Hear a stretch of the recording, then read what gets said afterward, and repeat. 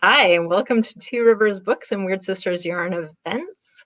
My name is Jen, and I just wanted to say thank you so much for joining us tonight for our reading with Danica Stone to celebrate the launch of Fall of Night, which is the final book in her Waterton trilogy, Waterton Mysteries trilogy. At any time during the event tonight, there should be a green button below the video here that links to this event so that you can purchase any of Danica's books on the Two Rivers and Weird Sisters website. While we're having our conversation tonight, you can go ahead and ask questions by clicking on the Ask a Question button near the bottom of your screen. In that box, you can also read other people's questions and vote for the ones you'd like to hear answers to most.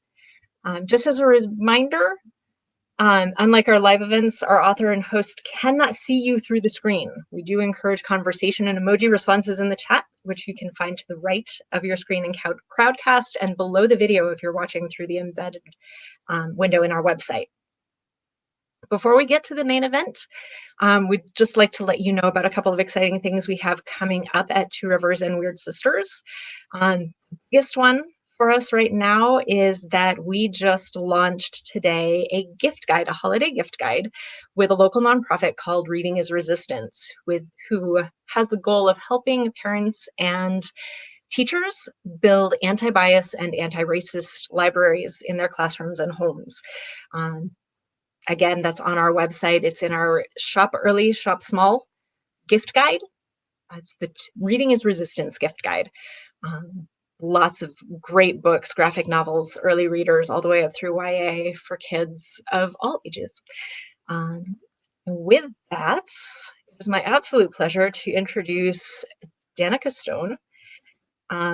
She is an author, artist, and educator in Alberta, Canada. And the author of, I think you've got what, 6 books out now? I've got 6 in stores now. 6 books in stores now. And then a few more beyond that are available online to order if people want them. Yeah, so she's pretty prolific. One of my personal favorite authors. Danica, take it away. First of all, I am just so excited that there's all these people that I know who are here, and I just wish I could reach through the screen and just hug you all in a totally non-socially distanced way. But thank you for coming. Just social distanced or not, it was so awesome to see those names appearing. So I just love you guys. Thank you. So I think we're starting, Jen, with I'm going to do a reading. Is that right? Awesome. Yep. And then we're going to go into a kind of discussion and we'll go from there. But yes, just like Jen was saying, if you have any questions, just put them in the side and we will jump to them. And so I'm just excited to be here. Before you jump into your reading, yes, could you bring your microphone a little closer to you maybe? We're having a few people saying that it's hard to hear you. Okay. And I'm going to, okay, is that better? It sounds better to me. Okay, I'm going to really, Christine, how is that now? Is that better? Awesome. Okay, so I'm going to totally have this mic right up to my face. That's all good though. All right, so I first of all should actually thank Stonehouse for taking a risk on me and for not just encouraging me to write one book, but actually to picking up the entire series. So back in the olden days, of about 10 years ago, when I was first getting the idea for this, it was one super long book. And it's so cool to see the people who are actually here because some of them were on Live Journal with me and will remember the very beginnings of this book. But it eventually became 3 shorter, more reasonably sized books. And they're published through Stonehouse, and they have this beautiful little kind of spectrum going from white to kind of a medium gray. So I'm going to be reading a little section from the last one, which is Fall of Night. The kind of setup for this reading is that a body, not identified, has been found in a lake just inside the park. And 2 police officers have now located where the Jane Doe was staying, although they don't really know much about that, and the cabin has not been opened to this point. So that's where we're going to jump in, is we've got our two officers and the owner of the cabin, who's rented it, standing on the step, and night is falling. The rental cabin was 3 lots down from the Miles' house, so they walked. Brian had arrived and was already stringing yellow crime scene do not cross tape through the trees. Murray pulled out a large ring with a mess of keys. Sorry, he said as he flicked back and forth. I'm not sure which one is the spare. Jordan chuckled. No worries, sir, as long as we get in. Sadie pursed her lips as the key flicking continued. We could always break down the door. Aha, there it is, Murray said with a laugh. He removed an aging iron skeleton key. Here you go, Constable Blackplume. Thanks. She slid the key into the lock. Are you sure this is the one? Pretty sure. Sadie's fingers tensed as she turned the key. The lock was stiff, and her hand slipped and slid beneath the latex gloves. Come on. The lock began to move, tumblers clicking before it froze again. Come on, almost there. She twisted harder. For a moment, nothing happened. And then the key shifted with an audible click. The heavy wooden door of the cabin swung inward. Looks like that was the right. Her throat caught on the sickening stench of rot. What the hell is that? Murray said. Smells like something died in there. A knowing look passed between Jordan and Sadie. Just stay outside, sir, she said. We'll let you know what we found once we've gone through the house. Are you sure? I want to help if. Stay where you are, Mr. Miles, Jordan said, holding up his hand. We've got this under control. Sadie cupped her hand to her mouth, shouting, Brian, we're going inside now. Murray's waiting here. Can you come round? His answer echoed from the side of the house. Got it. I'll be right there, just finishing this up. Sadie turned back to Murray. Stay here, she said sharply. This is a crime scene. We can't contaminate evidence. But it smells like. We will be right back, Murray, Jordan said. Just relax. He swung the door closed, separating the two officers from the man waiting on the front step. Thanks, Sadie said. Murray's getting on my last nerve today. Don't know what's up with him, Jordan said. Did he seem weird to you? A bit. But then it's Murray, she smirked. Weird is relative. Fair enough. Jordan laughed and then gagged. Jesus, what is that? Only one way to find out. Sadie walked forward with slow, steady steps, her ears and eyes attuned to the smallest of details. The entranceway, though benign enough, was cluttered with coats and several pairs of shoes. At least 2 of them didn't seem to have a pair. Sadie carefully stepped around the scattered footwear, heading toward the inner rooms. She glanced up. The lights in the hallway were on. You didn't turn on the lights when we came in, did you? Sadie said. No, just walked in. Did you? Not me. She pulled out her notepad. I'll make a note. Lights in the hallway were on when we came in. I'm going to document the entrance, Jordan said, lifting the camera to his eye. Tell me if you see anything. Got it, Sadie said, walking forward. Shout if there's anything you need tagged. Thanks. The flash of the camera began like a lightning storm, filling the hallway as Sadie headed away from Jordan. Nearing the end of the corridor, the light grew dim. The faint sound of a television rose. Sadie paused. The scent of death was stronger here, and it had the copper penny undertone of blood. The memory of Jim, lying dead on Susan's kitchen floor, flashed and disappeared into the darkness of her mind, making the skin on the back of her neck crawl. She took a shaky breath. Just a step at a time, she whispered. There's nothing in here. It only felt like there was. Sadie scanned the hallway. Barring a few scuffs along the edges, the results of an overzealous vacuum cleaner, there was nothing noteworthy in the main section of the hall. Her gaze lifted. A darkened doorway waited for her on the left, an open stairwell leading to the second floor directly in front of her, a third entrance visible farther down the hall. Her feet slowed as she neared the shadowy entrance, and she swallowed hard. Behind her, the flashes stopped. Did you find something? Jordan called. Not yet, but it smells worse here. On my way, Sadie took a single step toward the darkness. The fug of decay rose, filling the air, pressing down on her. Nausea rose and she coughed. Through the doorway, she could see the dim outlines of furniture, but little else. There's something inside. She jerked at the unexpected memory of Jim's voice. A second later, a hand brushed her elbow and she squeaked in surprise. Jesus, she snapped. Don't do that, Jordan. Sorry, you looked worried. He squinted into the shadows. What do you see in there? Nothing yet. She pulled the flashlight at her belt. I'm going to turn on the lights, but I want to check the light plates first. Check them for what? She caught Jordan's eyes. For blood. There's something in that room. Can't you smell it? Well, I figured it was rotten food or something. Her jaw tightened until her teeth hurt. That's not rotten food. That's something dead. Do you think there's... Behind them, at the far end of the hallway, the door swung open. Jordan spun. Murray, he bellowed. You can't just walk in here. This is a crime scene, for Christ's sake. Murray said something inaudible, and Jordan stormed down the hall. I'm not kidding. Get out or I'll have to arrest you. Brian, get over here. Sadie waited. At the end of the hall, she could hear an argument unfolding, voices rising. For 30 seconds, she waited. A minute. She stepped into the darkness. The room was solid black, shadows full of unknowable terror.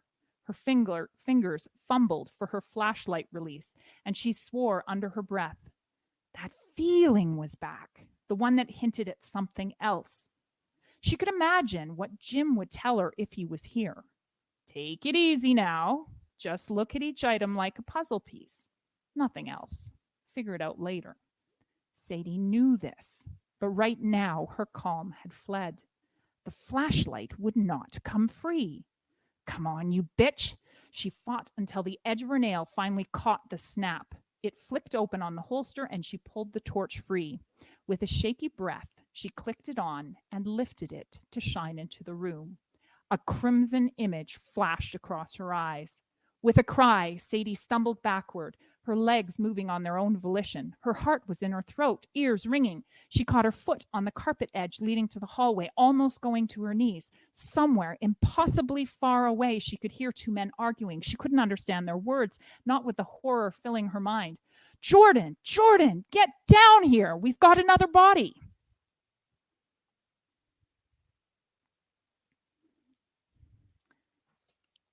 So that is our little intro into the second body that is discovered in there. That's an intense scene. I love that scene. Always gives me shivers, just that kind of feeling of do you step in or do you not? I love a good ghost story. So we do have one question down below. But I wanted to start with one of the ones that I had sent to you ahead of time. I was one of those people who was on LiveJournal when you started this journey. Yes. It's been fantastic to watch you blossom like this and watch your books take off.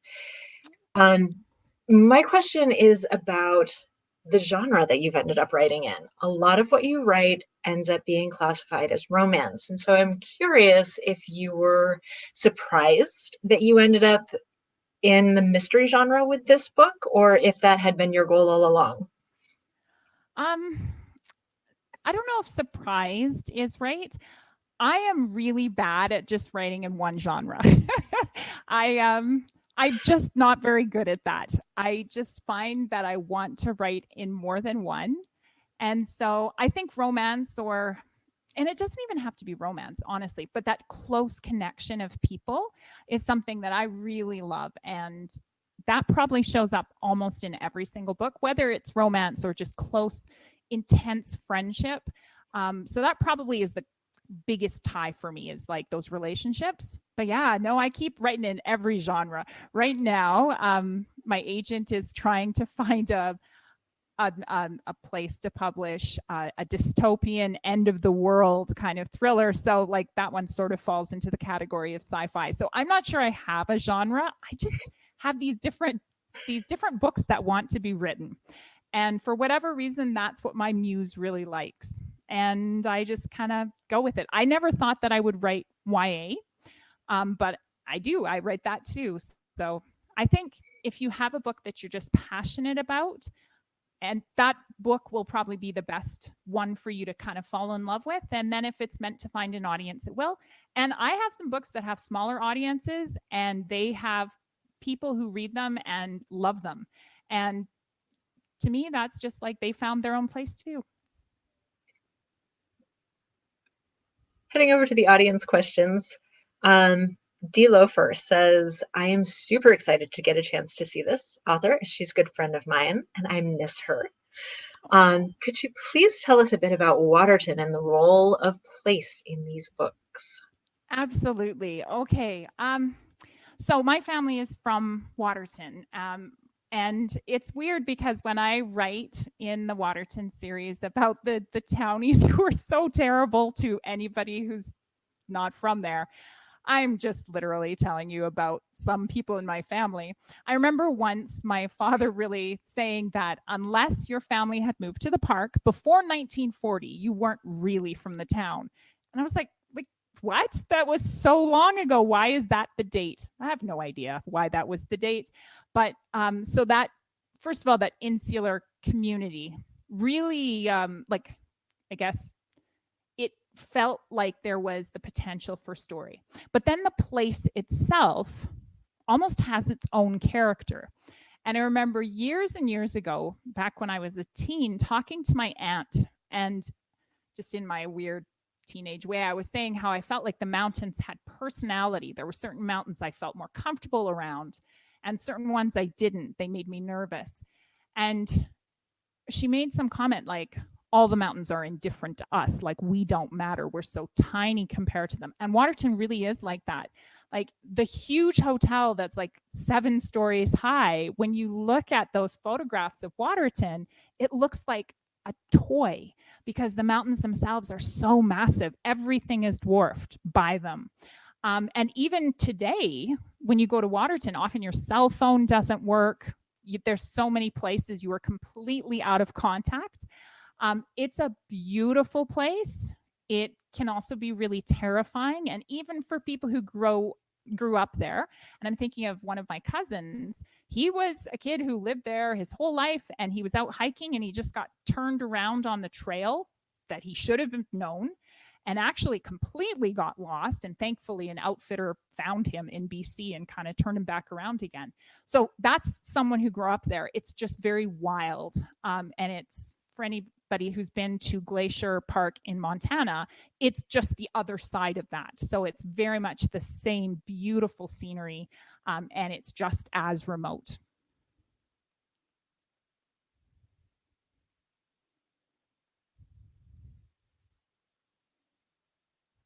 Oh, I'm missing you, Jen. I can't hear you. Can you hear me?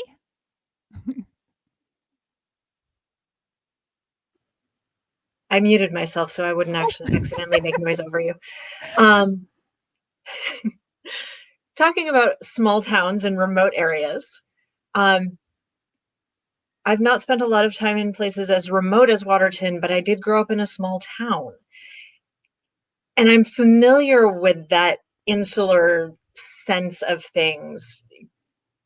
One point in some of the stuff that I was writing about this, I said something about small towns keep their secrets close. Yes, they do. Would you be willing and able to tell us a little bit about whether and how much of this story was inspired by actual events in Waterton? Oh, absolutely. Okay, so the vast majority of it is, of course, fiction. And I have to say that, and there's disclaimers in there. But of course, whenever you're writing a story, especially about a town like Waterton, you're going to pick little pieces up and they just kind of get woven into it. Some of the kind of interesting connections. So first of all, when I published the first book, I wrote everyone I knew in the town, because there's only about 200 people that live there year round. And I just explained, like, this is not like about you, this is all fictional. And then I found out, like, the next summer they'd all gone and bought it. And then they just sat there and they were like, oh, I know who this is. That's her grandfather. Oh, and this is, Mr. Garner. And this is, and so that was their winter activity, which is fine.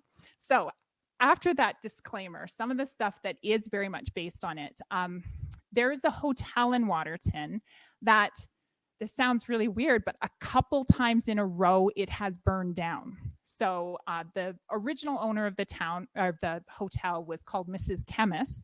And a couple of times this business had burned. And there became this question of, was it actually arson? So I took that idea of, like, this business that had burned down in the 1930s or 40s, and that became part of the story. Some of the actual stories that Louise tells are just based on things that actually happened. So I'm trying to remember which books they're in. I think it's the first one. There's a story about 3 boys getting lost on the mountain, 3 boys who had grown up in the town. My father is one of those boys, and the trail literally disappeared on them. And I remember we were at my grandparents' house, and my uncles and my dad telling me this story. And my one uncle, who was a physicist and was there and was the oldest, became so incredibly uncomfortable with the conversation that he just wanted to stop. And he just kept saying, I just can't explain it, but the trail wasn't there. So we went downhill, and that they ended up not being able to, like, no, they weren't found until morning. But it made him very uncomfortable because it couldn't be explained. So that was another story that was in there. In the last book, there's a story of Louise's father helping her cross a creek, and the creek is raging. And that moment was a story that one of my aunts told me at my father's funeral, and she had been the kid on the rock. And so, like, I took all these little bits and pieces of real history, and they often just become Louise's stories, because for me, everything in my life is sort of told through these stories and kind of put together in unique ways. So it's interesting. It's a fictional book, but some of those little stories are real. So, like, the 2 guys hunting and getting in the deadfall, and the cougars just being very curious cats and wanting to know what they're doing in there. That's actually my great-grandfather and his brother, a real story. And one of the neatest things, and I'll probably get all choked up because actually my brother's anniversary of death is yesterday. So when I was writing the last book, my brother was dying. He needed an organ transplant. He did not get one. But I remember I was writing this book, and it was just like a hot mess is how it felt. Like, I knew what I was supposed to be writing, but I didn't know how it was going. And the whole thing of Sadie just kind of hearing Jim's voice, and that became this real important theme of, how do you let someone go who is so close to you, like a brother to you? How do you let someone go? That just started coming through. So it was right at the time Eric had passed away. And I was writing and planning a completely different, I can't say what it is, but because it was like one of the climax of the story. And I had one thing I was writing, and Jim showed up. Like, literally, I had a ghost show up, and I was like, what is going on? So really, it was stuff that I was experiencing and going through. And her reaction of, this isn't real, is how I was feeling, like, when I'd have these dreams about my brother, and I'd be like, but you're gone. And he'd be like, well, 6 of one, half a dozen of the other. And those things just started coming into the book. So I think as a writer, you just take those things that are in your own life, and they just sort of become part of the magic of what you're creating. And in the end, when I sent that manuscript away to the Dinah, she was the editor who had worked with me with all of them, I was like, oh my gosh, she's just going to tell me to, like, rewrite the whole thing, because that's how I felt. Because for each book that I'd submitted to Stonehouse, she had, that's her job. She makes sure it's good. And with that one, she was really, really happy. And she was just like, that's good. It's good to go. And she was like, I just feel like I had to hold back from a copy edit. So obviously it worked. And also, I've worked with some incredible authors and incredible editors over the years. And Dina's in here. I think she actually read one of the earliest drafts of this, so she would have shaped it as well. But all of those parts come together, all your stories, all your experiences. That's a really long answer, but yeah, it's a good question. And it leads into another one of the questions I had. I've got them written down for a reason here. Family. Family is a huge theme. It's been a big theme among the stories that the authors that we've hosted here through the fall. It's a really big theme in your books. Neither Rich's nor Louise's parents actually show up in the book. Louise's parents are both dead, and it's really unclear where Rich's parents are. But I was curious, would you be willing to talk to us a little bit about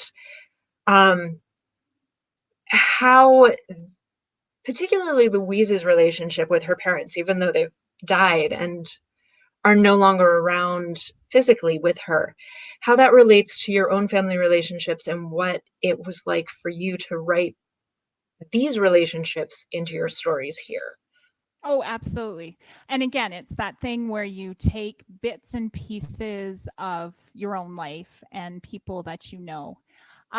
So, I mean, different characters are shades of different people that I know. Louise's mother is very, very accepting of these strange sort of memories, kind of these unexplained things that Louise has, and these things that kind of separate her from someone that just kind of like the average kid. That kind of close connection to her mother is probably more like me and my dad. Even though my dad died a number of years ago, like I think of him every single day, things that I wish, like today I was cooking pasta and I was thinking, man, I wish I could just bring some over to him. He would love this. We had a really neat relationship.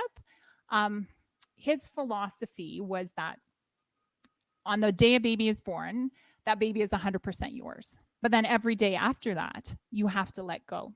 So by the time I was like 17 and 18, I would just like call him on his crap. I would tell him he was a grumpy old man sometimes. And we would just have these very interesting conversations. And he was Buddhist. So he had a very different view on the world. And so a lot of Louise's mother shows up in that kind of character is based on dad. Louise's father, though, is probably a lot more of the people we know. You know, loving, loves you, cares for you, that kind of parental figure. It's probably more like my grandfather. But like, don't talk about weird things. Like, don't make people think you're nuts or anything like that. And that's probably much more someone like my grandfather, or even my mom was more traditional. She was raised in a very traditional Catholic family. And I think there's nothing wrong with that, but there is kind of an expectation that you fit within a certain way. Whereas my dad was all about teacup reading and like, let's talk about ghosts and UFOs and things that even like friends who would like come over would be like, your dad is weird in the most awesome way. But yeah, you just pick and choose those. But yeah, Louise's father, and I loved writing him as a character. He's probably much more the kind of person that you would expect to get to know in a small town. Like Waterton fit for him. Like there was a reason that I felt he would have stayed. But he and his daughter also, like they just kind of don't quite click in some ways. They're just different people. But that doesn't mean that he doesn't love her. It's different.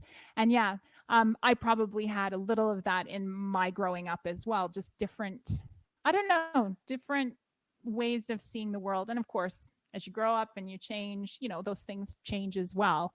But yeah, dad is definitely part of Louise's mom. Nice. I'm just going to remind everybody, we usually plan about an hour for these, so till about 7:30. I've got another question or two that I had already planned. I'm sure Danica and I can find things to chat about, but you guys are welcome to ask questions too. Either ask a question or just type it right in the chat. We would love to hear from you. Yes, give us good questions. We can talk about everything. We can go all the way back to our LJ days. We could. Um, so we talked a little bit about the history of Waterton. History research. Anyone who follows writer Twitter knows that there are running jokes about the trouble writers would be in if anyone looked at their search history. I'm curious to know how much time you spent researching details around deaths and dead bodies and autopsies and etc. Were you able to do any primary source research for those, or did you rely mostly on what you found online? It was mostly stuff online, although so my hubby is a teacher and he had a forensic investigator come into the classroom, and so I got to hear a lot of the stories from this guy just about blood splatter, and it was a grade 6 class, so I can't imagine how those poor kids had that experience. So some of it is just like based on those stories. Some of it is people that I know who, you know, they happen to be in law or they just happen to be doctors, and some of their just gruesome stories that I've heard, because there are some really, like when you're that far out in the park and it's a remote area, sometimes just to get help is really, really hard. I know whenever my boys would complain about, I don't know, a sliver or whatever, I would always tell them this very brief story. I'd say, Bert Barnes fell off his horse and broke both his legs and he crawled all the way back to town. And I would always use that as an example, which probably makes me a mean mom. But like those kind of things, like really, you're 20 kilometers out in the woods, like, and there's bears, like you have to get back to town. And he crawled the whole way with 2 broken legs. Like I can't imagine. But the other part of the question was about search history. Yeah. Oh my goodness. There are so many things like, you know, how long does it take for this to kill you? And what would happen if this happened? And it's weird. Like when I'm searching it, I'm always like hyper aware that it just seems really dodgy, but I'm not sure there's another way to get around it. So I just kind of go with it. I figure, and I usually throw in some other stuff in there just to make sure it's like, you know, like RCMP in Canada, what is the process for this? And it's funny, like those kind of things you just have to look up, because that's just not, I just don't have that experience. One of the neat things, I was kind of visiting with it was like a book club up in Calgary. And one of the ladies that was there said she'd been reading aloud, this was Edge of Wild, bits of it to her husband, who was an officer. And I was like, oh, okay, how'd that go? And she was like, well, he wanted to know if you were actually on the force. And I was like, no, I'm not. But like, that's the best thing ever. So whatever I had done and researched, like how they have to do certain things and who does what and how much you can push, and, you know, the lawyer has to be present and all those kind of things, was correct. And that made me so happy, because I was very, very nervous that that could have gone very differently.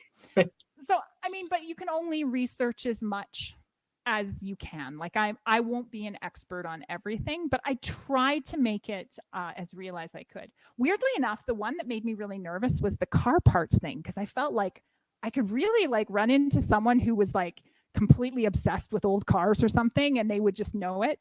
So my mother's boyfriend, I actually had him read, and because he's really good with motors, and I had him like look at it and make sure I was describing it correctly. And he was like, well, it's taken him an awfully long time to fix this. And I was like, but they're wanting to spend time together. And he's like, yeah, okay, well, that's all right.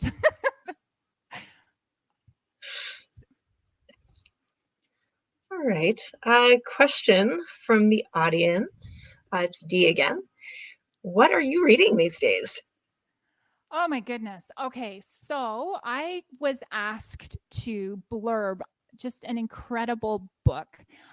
It is, and I'm trying to remember the exact name of it. It's like, is it called The Road to I'm gonna have to look it up. Give me 1 second. It's Kevin Craig.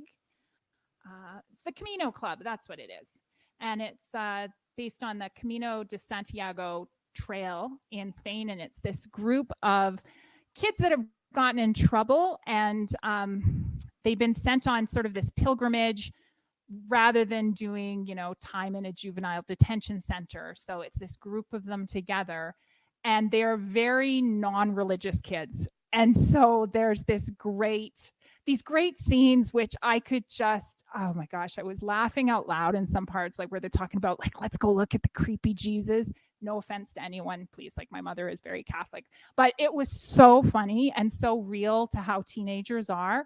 And it has, he like, just, there's so many parts in there that just really drew out these feelings of what is it like to mess up your life and then have a second chance. What is it like to kind of be separate and then to build this relationship with these very separate, different people. Anyway, I just love that book, The Communal Club. So that was one of them. I'm trying to think what else. Because I always have a couple of them. I'm just trying to think of what's on. I've got a book of poetry that's just like an anthology, because I'm picking some new poems for my English classes that I'm teaching right now. Plays, I just finished reading Someday by, I always get his name wrong, Drew Hayden Taylor, who is an Ojibwe writer. I actually did that one instead of Death of a Salesman. Nothing wrong with Death of a Salesman, but at least in Canada, we really need to become much more aware of the history of Indigenous people, and especially of the trauma that's been perpetrated. The 60 Scoop is what it's basically about. And so it's this girl finding her family again. My English 30s loved it, and it was so powerful. I had a kid tell me I gave her a small existential crisis, and that was good. And then otherwise, just trying to think, have I read anything just for fun? Not recently. Mostly it's like just for blurbs and work. Right. Oh, there you go. Yes, The Communal Club. I would encourage everybody to get it. It's fantastic. And Kevin is such a nice guy.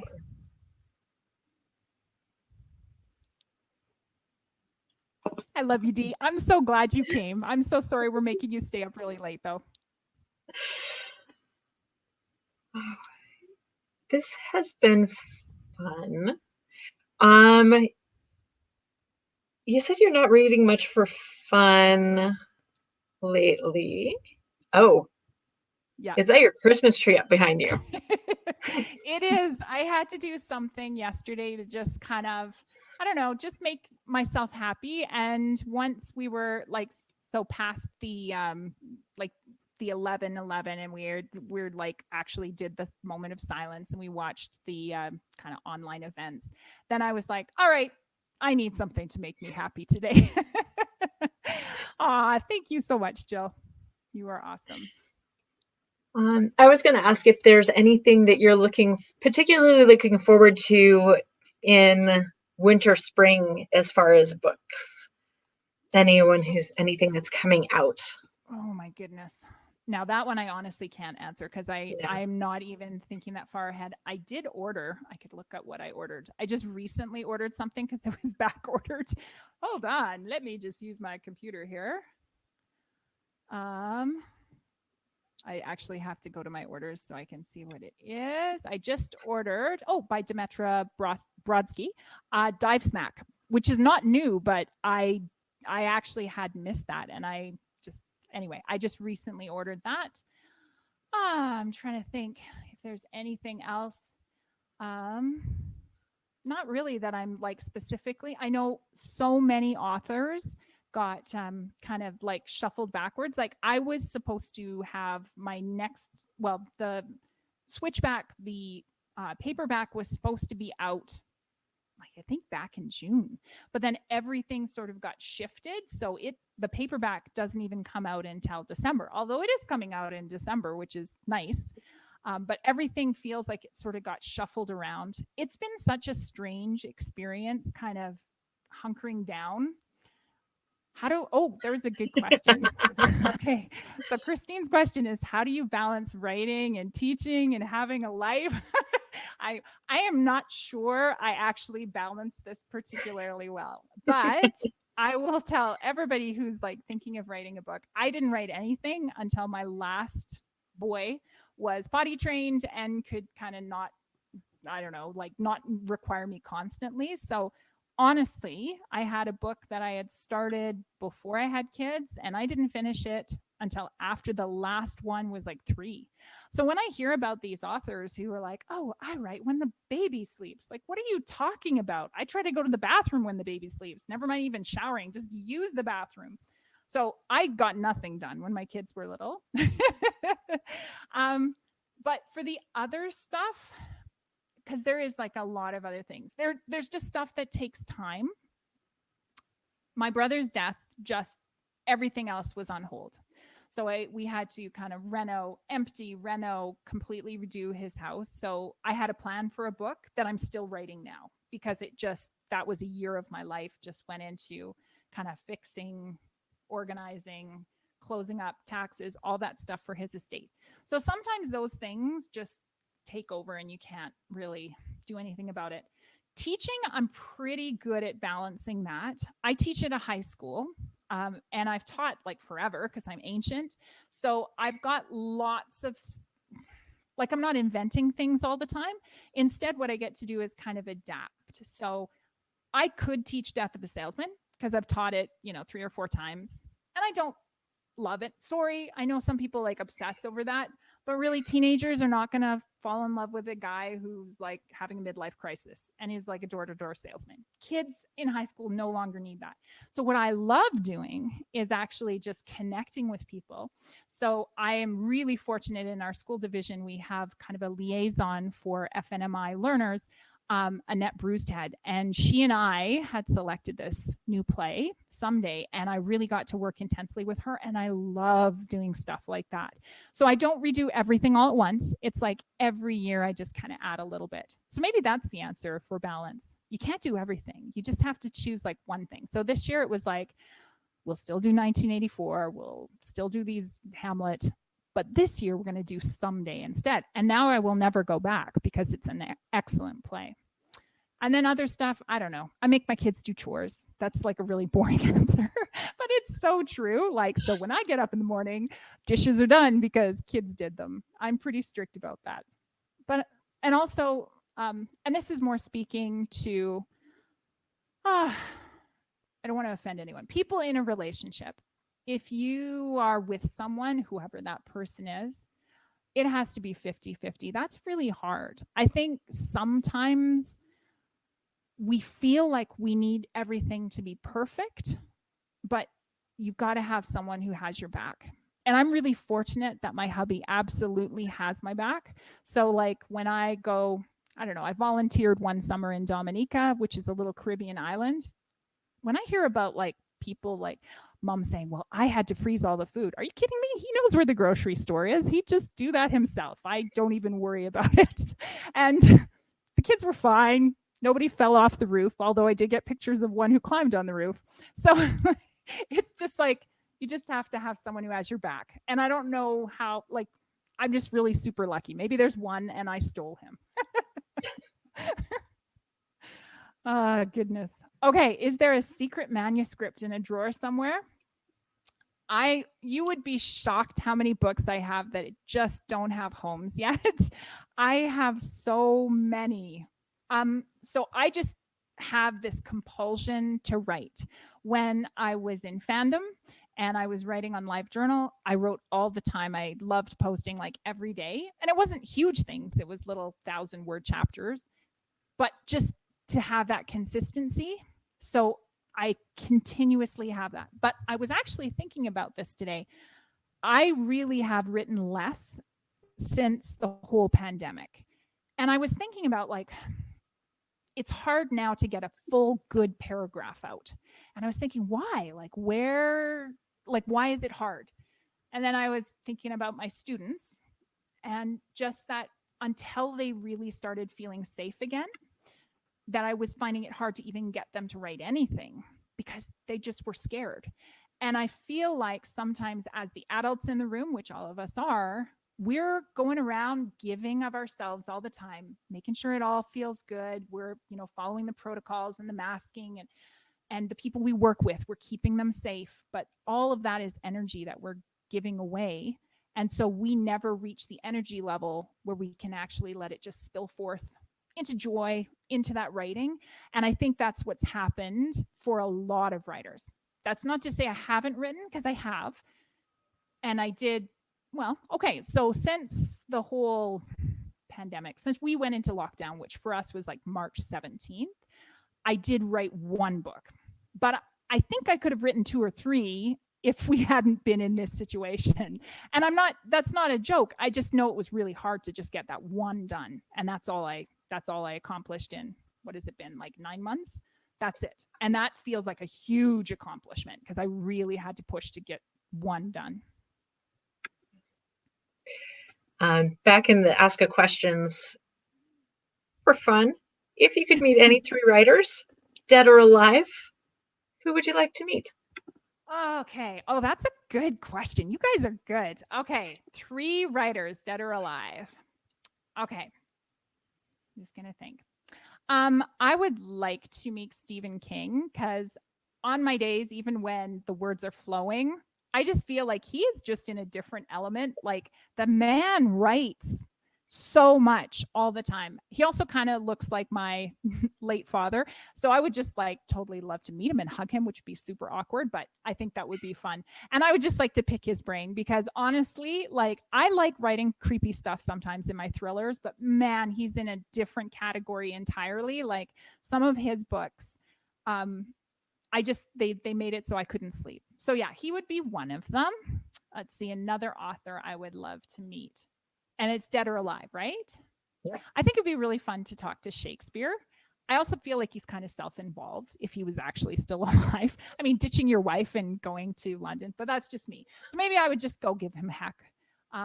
We all are like, oh, he wrote King Lear while they were in the middle of the plague lockdown. Yes, but his children were not there, and his wife was doing everything else at home. So, but yeah, I'd love to talk to him. He's obviously brilliant. I would love to this is just me fangirling now. I'd love to meet and talk to Margaret Atwood. I just personally love her. And I think of all of the 3 that I mentioned, she would be the one where I would just probably stand there and just kind of hyperventilate and then probably cry. I would want a hug. I'm not sure I'd get one. She's just an amazing author. And I hope she has just a long and fruitful life and just like writes more and more and more for us. That one, yeah. That one I think is probably my very top one. That'd be so cool. For me, same question. Historical figures. Okay, historical figures. Oh my goodness. Okay, so if Nas was here, Nas would say she'd go talk to Henry VIII and she'd straighten him out and bring a little Bactine and make sure she got rid of that infection in his leg. I would not. I would actually go to talk to Catherine of Aragon, and I would go like dressed up cosplay like an angel, and I'd be like telling her how she would cause this massive destruction if she did not agree to go to the nunnery, and how terrible it would be for a lot of people.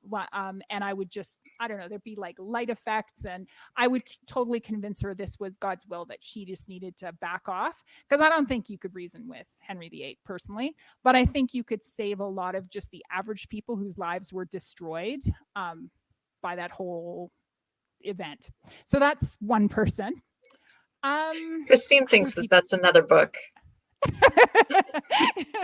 think that would be fun. That would be really fun. Oh, who else? I would love to meet I have to go back. So great grandmother. Sorry. Okay, so my great grandfather was the illegitimate child of the King of Denmark. His mom worked in the castle. And she was apparently like one of those people who just, she was dealt this hand where she had this child. I don't suspect she probably had much say in that. That just kind of happened. And then the king, who was old, died, and his family turned on her and just basically said, get out of Denmark.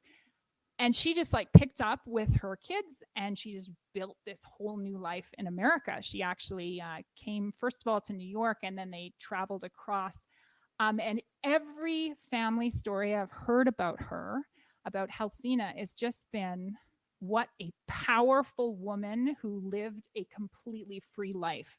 So like her husband wasn't around. He was like, I don't know, he worked, I think he was like a sea captain or something, or maybe he was just a plain old sailor. She worked in the castle, like doing whatever she did, you know, like lady in waiting or whatever. But she just had to totally redo her life. She was no one important, but she just really kept her life together. I think she could have ended up destitute and on the streets, and she didn't. She actually made it to America and kept care of these kids on her own and just really did this neat kind of turnaround in an era where, like the 1800s, that was pretty uncommon. And the last thing I'll say about this, so my great great grandfather, her son, he went back to Denmark as an adult because he just wanted to see where he had, you know, been born. And people in the street actually thought he was the king's son because they looked so much alike. So he was walking down the street and he was describing people were taking off their hat and kind of doing these like bows to him and backing out of his way. So I always think that's a neat story. In our family, we always it was always described by like my great grandmother of, well, he was born on or he was conceived on the wrong side of the blankets. And I always love that description. So yeah, I'm not a huge fan of royals because I think that's really rude to do that. But I think it'd be cool to meet her. Halsina, I think she's powerful. Okay, so that's 2, right? Do I have one more? Sure. Okay. Who else would I like to meet? Mary Shelley. And that's almost like she could have been one of my people for the authors. I think she is pretty amazing. So would have her mom been pretty amazing, but I know less about her mom than I do about Mary Shelley. And I think it would have been really cool to actually just meet her and talk to her. Just tell her, like, it's okay that, you know, you've been widowed very young and just keep writing. And I don't know. I think she'd be a really neat person. Awesome. I love that. So these are the places I live in my head all the time, is thinking about all these characters. Oh, goodness. Awesome. This has been so much fun. I think we've hit the tap. It's time for us to say goodnight. Thank you all who tuned in. This has been fantastic. We've appreciated your questions. If you're looking for gifts for kids, check out that winter gift guide on our website from Reading is Resistance. There are some fantastic titles on there. We ship within the US. I don't think we ship internationally. But 10% of sales from that gift guide will go back to Reading is Resistance to support their efforts and their work. It was great to see you two, or to hear from you. Jill, we didn't get to see you.